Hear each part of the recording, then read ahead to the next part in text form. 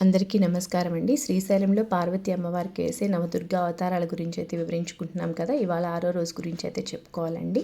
నిన్న పాదాలు అయితే చేశాను కదండి. ఆ పాదాలకు పూజనైతే నేను ఇలా చేసుకున్నాను. 6వ రోజు అమ్మవారు కాత్యాయని రూపంలో అయితే మనకి దర్శనం అయితే ఇస్తారు. ఈ అమ్మవారు 4 చేతులతో ఖడ్గం, పద్మం, వరద, అభయ ముద్రలతో ధరించి భక్తులను అయితే అనుగ్రహం అయితే ఇస్తారండి. కాత్యాయని అంటే తేజస్సు అంటే జ్ఞానం.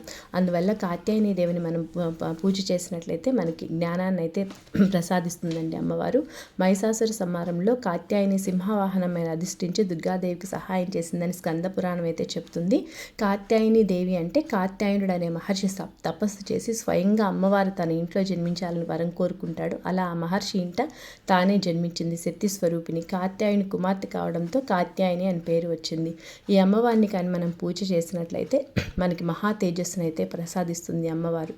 మా అమ్మవారిని పూజ చేయడం వల్ల విద్యార్థులకైతే తెలివితేటలు పెరుగుతాయి. కన్యలైతే మంచి వరుడు లభిస్తాడనేది నమ్మకం. ఇలా కాత్యాయని అమ్మవారిని పూజ చేయడం వల్ల మనకి సకల శుభాలు అయితే కలుగుతాయండి. మీ అందరి ఇంట్లో కూడా సకల శుభాలు కలగాలని కోరుకుంటున్నాను. నమస్కారం అండి.